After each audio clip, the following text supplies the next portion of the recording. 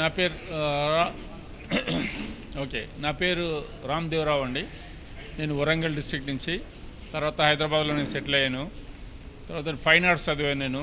నాకు చిన్నప్పటి నుంచి చెట్లు అంటే చాలా ఇష్టము. తర్వాత నేను ఒక 75-80 కంట్రీస్ తిరిగేసేసి నా ఎక్స్పోర్ట్ ఓరియంట్ కంపెనీ గురించి అని చెప్పేసి తర్వాత నేను అన్ని బొటానికల్ గార్డెన్స్, తర్వాత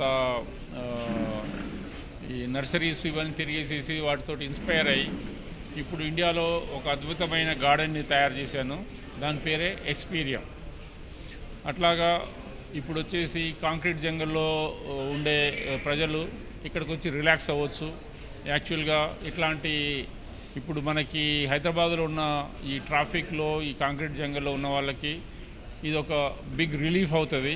ఎందుకనంటే వాళ్ళకున్నది ఇప్పుడు షాపింగ్ కాంప్లెక్స్లో పోవడము, లేకపోతే సినిమాలు చూడడం తప్ప, తర్వాత మున్సిపల్ పార్కులకు పోవడం తప్ప వాళ్ళకి ఏంటంటే నిజమైన ఒక అద్భుతమైన ప్లేస్ అనేది లేదు.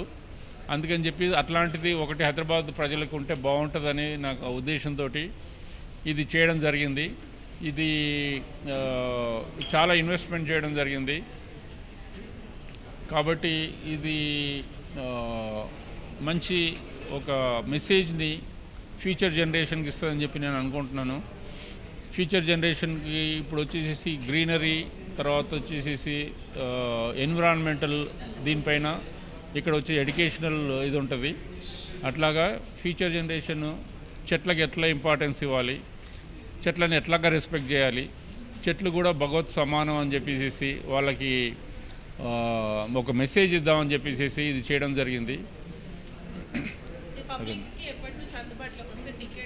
అదండి, ఇది వచ్చేసి జనవరి 28వ తారీఖు సీఎం గారి చేతుల మీదుగా ప్రారంభోత్సవం జరగబోతుంది.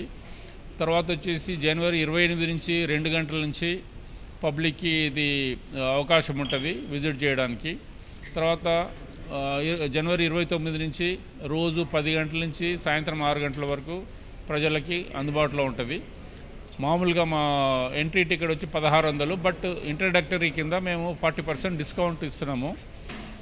దీన్ని అవకాశము సద్వినియోగం చేసుకొని మా పార్కుకు విజిట్ చేసి మమ్మల్ని ఆశీర్వదిస్తారని మేము అనుకుంటున్నాం.